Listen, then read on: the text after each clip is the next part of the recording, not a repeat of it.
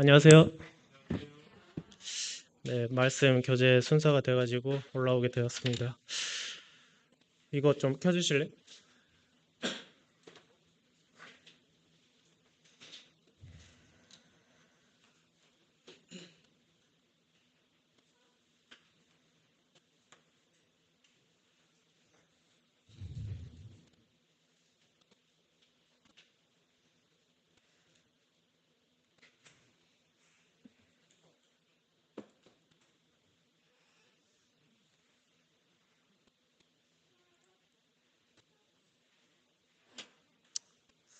네, 계속해서 로마서 교재를 준비하고 있고요.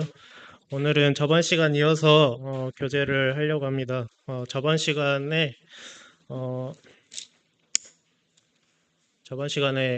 1장 19절부터요. 2장 29절 말씀으로 교재를 했습니다.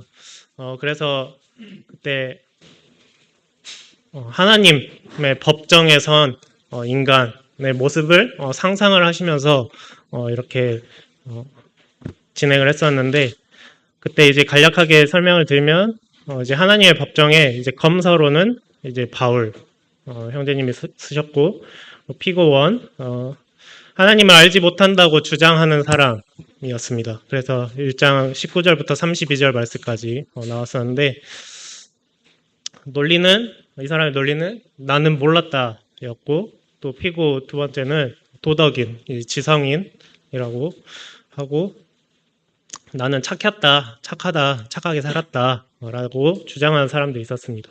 그리고 또 유대인들은 나는 특별하다, 하나님의 특별한 부르심을 받고 특별한 선택을 받아서 이제 그런 민족으로서 이렇게 지금까지 살아왔는데, 그러면서 이제 그들은 나는 특별하다라는 이제 그런 주장을 하면서 주장을 했던 자들입니다. 하지만 하나님은 이 하나님 앞에 서게 됐을 때 하나님이 이 모두를 유죄라고 선언을 하셨습니다. 그래서 오늘 이제 본문은 로마서 3장 1절부터 20절 말씀인데요. 이 말씀은 이제 이어서 저번 말씀과 이어서 생각하시면 좋을 것 같아요. 이제 이 다음에 거의 이 말씀의 주인공들이죠. 유대인들이라고 볼 수 있는데, 유대인들만 생각할 것이 아니라 거기 모여있는 모든 청중들에게 하시는 하나님의 말씀이라고 생각하시고 들으시면 좋을 것 같습니다. 그래서 1절부터 9절 보면은 이제 유대인, 이제 제가 이제 가로치고 어리석은 사람들의 이제 반박 5가지 이렇게 써놨거든요. 그러니까 유대인들이 이 사도 바울에게 반박하는 5가지가 있었는데, 이 5가지가 유대인들만 하는 것이 아니라 모든 이제 어리석은 사람들이 가질 수 있는 그런 의문이라는 겁니다. 그래서 이걸 가지고 오늘 시간을 말씀을 전하고자 합니다. 사도 바울은 유대인의 대표적 반박 5가지에 대해서 묻고 답하는 방식으로 논리적으로 하나님을 대변하는 이제 그런 모습을 볼 수가 있습니다. 유대인의 반박 5가지 중에 첫 번째는, 그럼 유대인들은 아무 특권이 없다는 것인가? 로마서 3장 1절부터 2절 말씀 보면은, 로마서 3장 1절에 그런즉 유대인의 나음이 무엇이며 할례의 유익이 무엇이냐라고 유대인들이 이렇게 반박을 한다는 겁니다. 그래서 이제 사도 바울은 어떻게 반박을 하냐면, 범사에 많다. 우선은 그들이 하나님의 말씀을 맡았다라고 얘기한다는 겁니다. 유대인들은 그 전에 이제 유대인들도 하나님의 법정에 섰을 때는 죄인이다라고 이렇게 선언을 했잖아요. 하나님을 대변해서. 이제 그렇게 됐을 때 그러면은 유대인의 나음이 무엇이냐라고 유대인들이 반박할 수 있다는 겁니다. 이제 그 질문에 있어서 사도 바울은 범사에 많다라고 이렇게 얘기를 하면서 그 중에 하나님의 말씀을 맡았다라고 얘기를 하고 있습니다. 로마서 9장 4절부터 5절 말씀을 보면요. 그들은 이스라엘 사람이라 이제 유대인들을 가리키고 있죠. 그들에게는 양자됨과 영광과 언약들과 율법을 세우신 것과 예배와 약속들이 있고 또 5절에 조상들도 그들의 것이요 육신으로 하면 그리스도가 그들에게서 나셨으니 그는 만물 위에 계셔서 세세의 찬양을 받으실 하나님이시니라. 아멘. 이 말씀을 보면 알 수 있듯이 유대인들에게 주어졌던 여러 가지 유익한 것들이 무엇이냐라고 했을 때 양자됨과 또 영광, 또 언약들, 또 여러 가지 언약들이 있었죠. 또 율법, 예배, 약속들, 또 조상들, 또 육신으로는 그들에게서 그리스도 예수 그리스도께서 그들에게 나셨다라는 겁니다. 이제 이거 외에도 여러 가지가 있는데 이 말씀을 생각해 봤을 때 이것만 해도 많잖아요. 이제 이런 것들이 그들이 가졌다라는 겁니다. 그래서 하지만 무엇보다도 그들은 하나님의 말씀을 맡은 자들이라는 놀라운 특권을 가졌습니다. 하지만 유대인들은 말씀을 기록하고 보존하는 일은 잘했는데 그 말씀을 소유하고 있다는 특권의식에 사로잡혀서 그들은 말씀을 세상에 전하지 않고 말씀에 불순종했다라고 볼 수가 있습니다. 그 전에 이제 전 시간에 이제 말씀드렸던 것처럼 유대인들이 여러 가지 특권들 또 자랑할 것들 여러 가지가 있었는데 그것들을 이제 그 특권의식 여기서 말하고 있는 특권의식을 가지다 보니까 그들은 교만하게 됐고 이제 그것들을 이제 자기들을 위해서 사용하는 이제 그런 것들을 볼 수가 있었습니다. 그래서 그것을 보게 됐을 때 하나님은 그런 교만한 자들을 죄인이다라고 선언을 하셨습니다. 이게 뭔지 아십니까? 그 세계사 이제 들으셨던 분들은 아실 것 같은데, 네, 그 다음에 이게 뭔지 아시겠어요? 네, 그 사해 두루마리라고 해가지고 이게 이제 어떻게 발견됐냐면 이제 발견된 이제 그게 되게 우연스럽게 발견이 됐잖아요. 그 이게 사해 사본인데 이게 쿰란 동굴 이제 어떤 양치기 소년이 이제 양을 잃어버려가지고 양을 찾기 위해서 이제 그 굴에 이제 있는지 없는지 확인하려고 이제 돌을 던졌다고 합니다. 근데 돌을 던졌는데 무슨 깨지는 소리가 나가지고 뭔가 하고 봤더니 이런 사본들이 발견이 됐다라는 거예요. 근데 이런 것들을 보게 됐을 때 유대인들이 이런 거는 되게 기록들을 잘 남기고 또 이게 이제 성경이잖아요. 또 이런 것들이 지금 성경을 이게 믿을 수 있는 거냐라고 그 의문을 가졌던 많은 사람들에게 이런 사본이 발견이 되면서 이 성경이 역사적으로도 그렇고 사실이다라는 것을 증명하는 이제 그런 역할을 중요한 이제 그런 역할을 했거든요. 그래서 유대인들이 가졌던 것 중에 가장 특권이 이제 하나님의 말씀을 맡았다라는 것이 이러한 것입니다. 이 사람들이 이것을 남겨놓지 않았다라고 하면 저희가 지금 이렇게 보고 있는 성경을 볼 수도 없었을 수도 있을 거라고 생각이 됩니다. 이 사람들이 이렇게 남겨놨기 때문에 저희가 지금 이 성경을 보고 있다는 것, 이제 그것도 참 감사한 일인 것 같습니다. 네, 그래서 그런 특권을 가졌지만 그 사람들은 그 특권을 자기들을 위해서 사용하는 이제 그런 것들을 볼 수가 있었습니다. 그리고 이제 두 번째는 유대인들 중에서 하나님을 믿지 않는 자들이 좀 있다고 해서 유대인을 향한 하나님의 믿으심, 신실하심이 없어지는가? 라는 질문을 하게 됩니다. 3절을 보면 어떤 자들이 믿지 아니하였으면 어찌하리요? 그 믿지 아니함이 하나님의 믿으심을 패하겠느냐? 라고 얘기를 하고 있습니다. 저희들이 이 하나님을 믿지 않는 주위에 많은 사람들 있잖아요. 그리고 또 저희들 주위에 많은 이제 가족들도 믿지 않으신 분들도 꽤 있을 텐데, 이제 그분들이 믿지 않는다라고 해서 하나님의 믿으심, 신실하심이 없어질 수 있냐, 이제 그런 질문을 하는 겁니다. 그래서 이 사도 바울은 단호하게 얘기를 하죠. 이제 그럴 수 없느니라. 사람은 다 거짓되되 오직 하나님은 참되시다 할지어다. 기록된 바 주께서 주의 말씀에 의롭다 함을 얻으시고 판단 받으실 때 이기려 하심이라 함과 같으니라. 네, 여기 사람은 다 거짓되다는 겁니다. 그리고 오직 하나님은 참되다 할지어다라는 것이 하나님은 저희들의 생각하는, 저희가 지금 하나님에 대해서 계속해서 수요일날 그룹교제를 통해서 배우고 있잖아요. 하나님을 저희 머리로 되게 다 이해할 수 없는 분임을 저희들이 다 알고 있습니다. 하지만 이제 여기서 이제 얘기한 것처럼 오직 하나님은 참되시다는 겁니다. 사람은 거짓될 수 있지만 하나님은 신실하시고 변함이 없으신, 또 거짓이 없으신 그런 의로운 분이시라는 것을 증명하고 있습니다. 이게 무슨 그림인지 아시겠죠? 네. 준호, 뭐죠? 네. 뱀이 하와에게 나타나서 유혹을 하고 있는 장면이죠.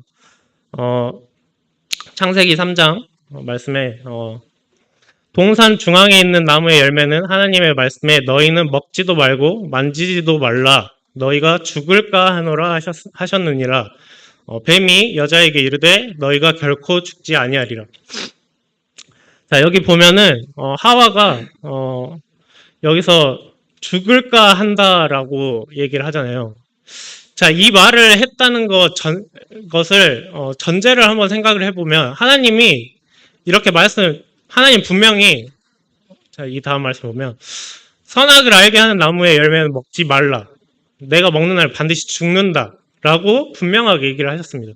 근데 하와는 이제 이거를 죽을까 한다라고 얘기를 했다는 것 자체가 하나님이 거짓말을 했을 수도 있다라는 이제 전제를 깔고 생각을 했기 때문에 이렇게 생각하지 않았을까 합니다. 이제 거기서 이제 뱀이 그거를 이용을 하죠. 뱀이 여자에게 이르되 너희가 결코 죽지 않는다. 이걸 생각해봤을 때 하나님은 저희들이 방금 봤던 것처럼 하나님 참되신데 저희가 이렇게 생각하는 것 자체, 여기서 하와는 죽는다고 했다라고 이렇게 하고 부정을 했었어야 됩니다. 근데 죽을까 한다라는 거는 그 전제가 하나님이 이렇게 거짓말을 하실 수도 있다, 이제 신실하시지 않다, 이제 이런 부분에 전제가 깔려 있기 때문에 이런 질문을 하지 않았을까 생각이 됩니다. 그래서 저희들이 지금 하나님에 대해서 그룹 교제 하면서 그때도 한번 얘기를 한 적이 있었는데, 참 이걸 배우면 배울수록 인간 중심적으로 생각을 많이 하는 것 같다라는 생각을 많이 들었어요. 그러니까 하나님에 대해서 저희들이 배우고 알고는 있지만 항상 저희들 입장에서 생각을 하는 게 큰 것 같더라고요. 하나님이 이렇게 하시면 안 되지 않나? 라고 생각하는 것 자체. 하나님은 그러실 수 있는 분인데, 하나님이신데 저희가 그걸 온전히 받고 있나라는 생각을 많이 해보게 되는 것 같습니다. 그래서 이때 하나님은 분명히 반드시 죽는다라고 분명하게 얘기를 하셨습니다. 저희들이 이거에 대해서 하나님의 말씀을 있는 그대로 믿고 그 하나님을 받아들였다라고 하면 이 말씀에 있어서 그 뱀의 유혹에 있어서 넘어가지 않지 않았을까 하는 생각을 해보게 됩니다. 그래서 사도 바울은 그런 유대인들에게 질문에 하나님은 유대인과 세우신 언약을 신실하게 행하실 것이다 라고 얘기를 하고, 왜냐하면 사람은 거짓되지만 오직 하나님께서, 여기 오직이라는 표현을 썼잖아요. 하나님만 참되시다는 겁니다. 하나님만 참되시고 신실하신 분이시라는 겁니다. 저희도 하나님을 믿고 있지만 하나님 믿으면서 이렇게 거짓말을 할 수도 있잖아요. 그러니까 완전한 사람은 없다는 겁니다.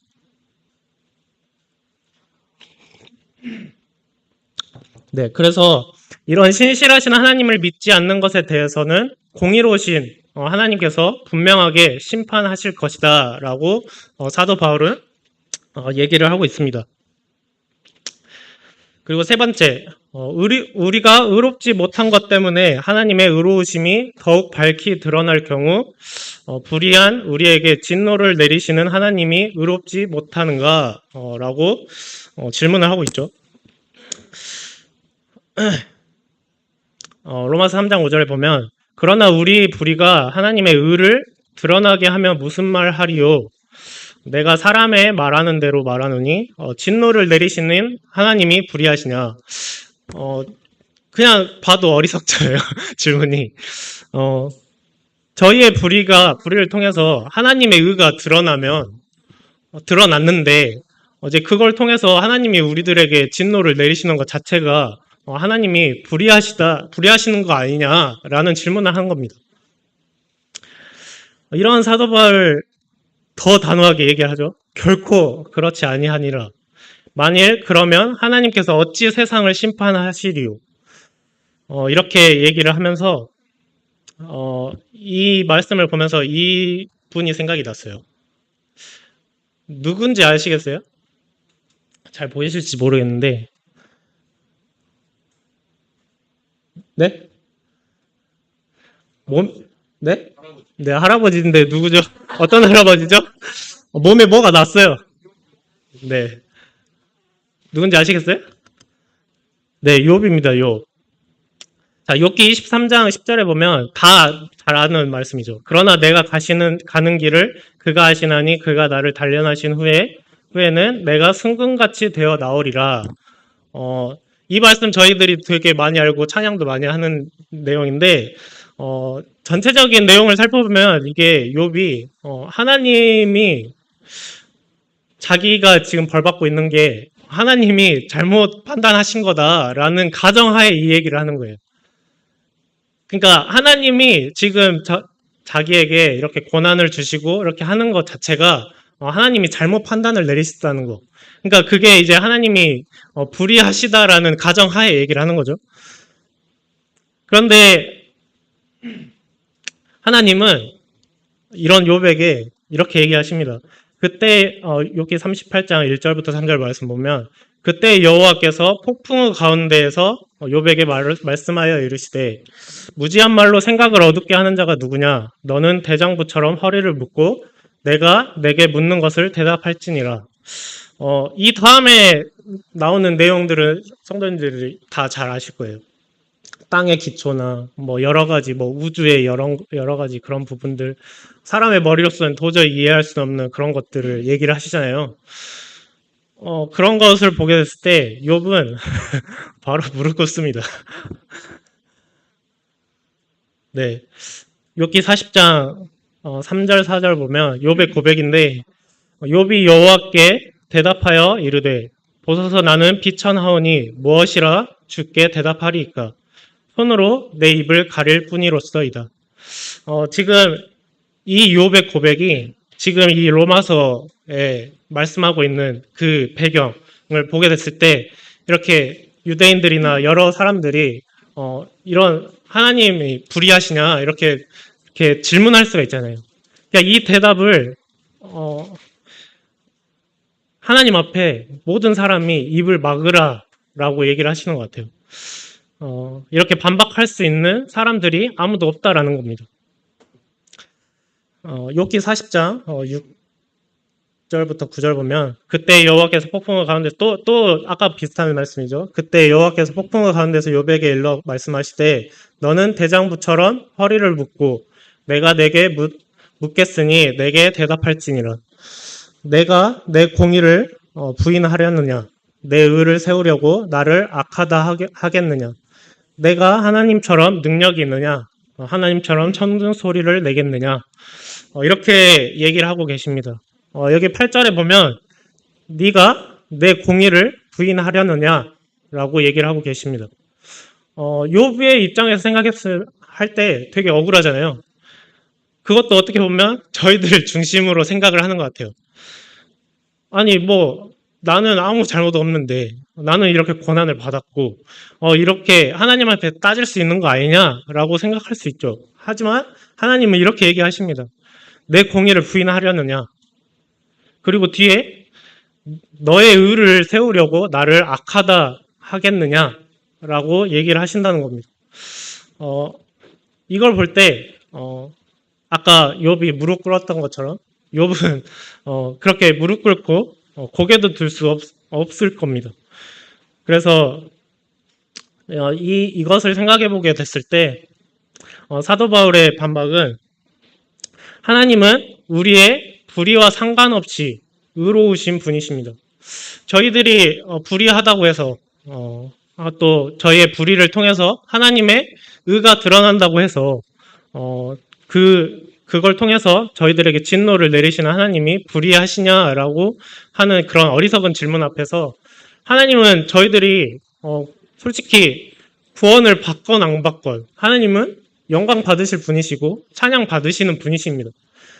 근데 여기서 얘기한 것처럼 저희의 불의와 상관없이 하나님은 의로우신 분이시라는 겁니다. 그리고 우리의 불의한 정도에 따라 하나님의 의로우심이 조금이라도 달라지거나 영향을 받으시지 않는 거룩하신 분이시라는 겁니다. 하나님은 절대적으로 공의로우신 분이시고 공의로 세상을 심판하시는 분이십니다. 그래서 이런 공의로우신 분이시고 또 거룩하신 분이시기 때문에 저희의 불의와 상관없이 하나님은 이러한 거룩하신 분으로서 공의로 세상을 심판하시는 분이시라는 것을 얘기를 해주고 있습니다. 아까 인간 중심적 저희들이 항상 말씀을 볼 때도 그렇고 세상을 살아가면서 하나님을 저 스스로도 비춰봤을 때 하나님을 믿는다고 하지만 저희들 입장에서 많이 생각을 하는 것 같아요. 그런데 최근에 이제 하나님에 대해서도 많이 배우고 이제 그렇게 하다 보니까 내가 정말 인간 중심적으로 생각을 많이 하고 있었구나. 저희들이 구원받은 것도 어떻게 보면 저희들이 구원받는다고 해서 하나님의 영광이 더 커지거나 막 이렇게 하는 게 아니라 하나님은 저희들이 구원받지 않아도 하나님의 영광을 받으시는 분이라는 걸 저희들이 다 배웠잖아요. 이제 그런 것들을 생각해 보게 됐을 때 참 이러한 사도 바울의 반박이 참 합리적이고 또 하나님은 이러신 분이시다라는 것을 더 명확하게 알 수 있는 것 같습니다. 그리고 5가지. 네 번째는 그렇다면 하나님의 영광과 선하심이 드러나기 위해서 악을 행하는 것이 옳은가? 아까 그 질문에 이어서 얘기를 하는 거예요. 로마서 3장 7, 8절에 보면 나의 거짓말로 하나님의 참되심이 더 풍성하여 그의 영광이 되었다면 어찌 내가 죄인처럼 심판을 받으리요? 또는 그러면 선을 이루기 위하여 악을 행하자 하지 않겠느냐? 이 로마서를 보게 되면 사도 바울이 스스로 묻고 답하는 식으로 얘기를 하는데 이런 생각을 하는 사람들이 있을까 싶어서 미리 선수 치는 것 같더라고요. 사도 바울이. 그래서 아까 그 전에도 이렇게 얘기를 분명하게 했지만 한 번 더 얘기를 하는 것 같아요. 나의 거짓말로 그의 영광이 되었다면 내가 어찌 죄인처럼 심판을 받으리요? 라고 생각하는 사람들이 있을까 싶어서 한 번 더 얘기를 하는 것 같아요. 선을 이루기 위하여 악을 행하자 하지 않겠느냐. 참 저희들이 그냥 보기만 해도 어리석잖아요. 이제 이런 것을 이제 염두에 두고 사도 바울이 생각을 하는 것 같습니다. 로마서 3장 8절에 보면 어떤 이들이 이렇게 비방하여 우리가 이런 말을 한다고 하니 그들은 정죄받는 것이 마땅하니라 라고 사도 바울은 얘기를 하고 있습니다. 방금 봤던 그런 어리석은 질문들을 보게 됐을 때 저희들이 봐도 어리석다고 생각을 하는데 하나님이 보시기에는 얼마나 어리석고 이제 그렇게 생각을 하실까 하는 생각을 해보게 됩니다. 그래서 사도 바울은 그들에게 이러한 자들은 정죄받는 것이 마땅하다라고 얘기를 하고 있습니다. 하나님을 제대로 알지 못하는 어리석은 인간들의 모습을 분명하게 보여줍니다. 하나님은 이러한 자들을 분명하게 심판하실 겁니다. 우리가 더 거짓말을 하고 불의를 하면 할수록 하나님의 의로우심이 더 밝히 드러나는 것이 아닙니다. 하나님의 의로우심은 변함이 없고 하나님의 공의로우심을 통해 이 같은 자들은 심판을 받을 것입니다. 계속 얘기했던 것처럼 저희들의 어떤 불의를 통해서 하나님의 의로우심이 더 드러난다고 해서 하나님의 의로우심이 더 커지고 이제 그런 게 아니라 하나님의 의로우심은 변함이 없으신 분이십니다. 그래서 저희들이 이러한 부분들을 오해하지 않고 하나님은 이러한 분이시다라는 것을 명확하게 아는 것이 필요하지 않을까 하는 생각을 해보게 됩니다. 그리고 다섯 번째 질문은 로마서 3장 9절에 보면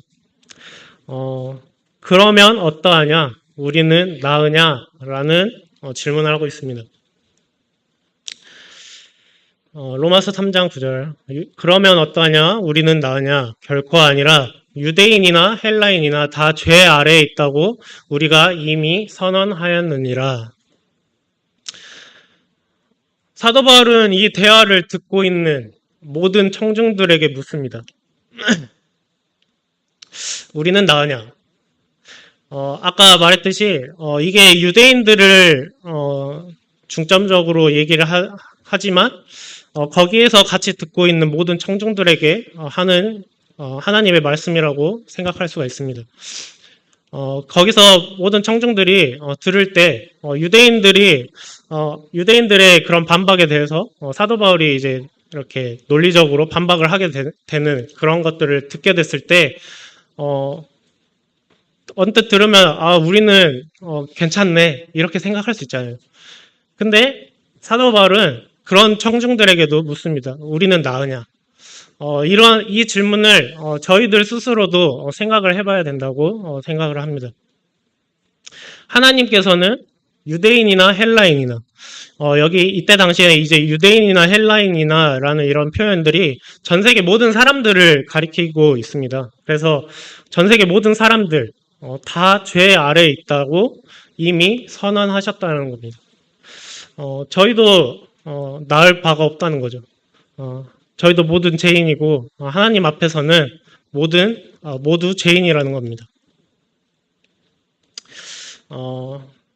사도 바울은 더 명확하게 얘기를 합니다. 사도 바울의 성경적 증거를 제시를 하는데 대부분 이제 시편 말씀과 또 한 구절만 이제 3장 15절만 이제 이사야 말씀을 인용을 했습니다. 3장 10절부터 12절 말씀 보면 기록된 바 의인은 없나니 하나도 없으며 깨닫는 자도 없고 하나님을 찾는 자도 없고 다 치우쳐 함께 무익하게 되고 선을 행하는 자는 없나니 하나도 없도다. 이 말씀이 유대인들이 보고 있던 그런 성경 말씀을 통해서 얘기를 하는 거거든요. 이 말씀을 하게 됐을 때 그 유대인들에게는 분명한 증거입니다. 이게 하나님이 이렇게 말씀하신 것을 자기들도 보고 있었고 이제 그런 말씀을 사도 바울이 인용을 해서 얘기를 하는 겁니다. 그렇게 됐을 때 유대인들 아까 말씀 맡은 자들이라고 했는데 이 말씀 앞에 아무 말 못하게 하는 거죠. 그래서 사도 바울은 더 명확하게 그 유대인들을 앞에서 말씀을 인용해서 얘기를 하고 있습니다. 여기서 중요한 거는 기록된 바 의인은 없나니 하나도 없다라는 겁니다. 이 말씀을 보게 됐을 때 유대인뿐만이 아니라 저희들 이방인들도 의인은 하나도 없다라는 겁니다. 그 뒤에 보면 이제 더 자세하게 얘기를 하는데요. 13절부터 18절 말씀을 보면 그들의 목구멍은 열린 무덤이요 그 혀로는 속임을 일삼으며 그 입술에는 독사의 독이 있고 이렇게 쭉 나와 있는데 여기 이제 주목해 볼 것이 이제 목구멍, 혀, 또 입술, 또 입, 발, 눈 이렇게 얘기를 하고 있습니다. 어떻게 보면 이게 저희들의 모든 신체 기관을 얘기를 하고 있는 것 같아요. 그래서 결론은 죄는 모든 사람에게 영향을 미쳤다는 겁니다. 아까 의인은 없나니 하나도 없다라고 했던 것처럼 이 죄가 모든 사람에게 영향을 미쳤고 하나님 앞에 의로운 사람은 없다라는 겁니다. 또 두 번째는 죄는 인간의 모든 부분에서 영향을 미칩니다. 로마서 3장 10절 기록된 바 의인은 없나니 하나도 없으며 아까 이제 봤던 이제 목구멍 또 혀, 입술, 입은 이제 이 언어적인 거나 이제 그런 것들이잖아요. 그리고 또 발은 어떤 행동하는 거를 얘기를 하는 것 같아요. 그 발은 피 흘리는데 빠른지라 이제 파멸과 고생이 그 길에 있어. 그 길로 그 발을 통해서 간다는 거죠. 그래서 어떤 행동하는 측면 그리고 또 눈은 어떤 보고 저희들이 어떤 것을 보게 됐을 때 뭐 탐심이 든다든지 이제 그런 생각으로 할 수 있는 그런 죄들. 그러니까 여러 가지 모든 신체 기관을 이제 얘기를 하면서 저희들의 모든 부분 죄는 모든 부분에서 영향을 미친다라고 이제 사도 바울은 예를 들어서 얘기를 하고 있습니다. 그래서 하나님의 최종 판결은 로마서 3장 19절 20절 우리가 알거니와 무릇 율법이 말하는 바는 율법 아래에 있는 자들에게 말하는 것이니 이는 모든 입을 막고 온 세상으로 하나님의 심판 아래에 있게 하려 함이라.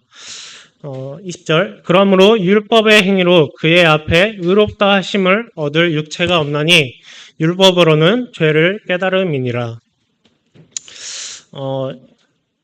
마지막 이제 19절 20절 말씀을 통해서 하나님의 이러한 모든 사람들의 최종 판결을 내리시는데 이 율법을 통해서 이 율법의 역할이 나오잖아요. 율법으로는 죄를 깨닫는 거라고 얘기를 하고 계십니다.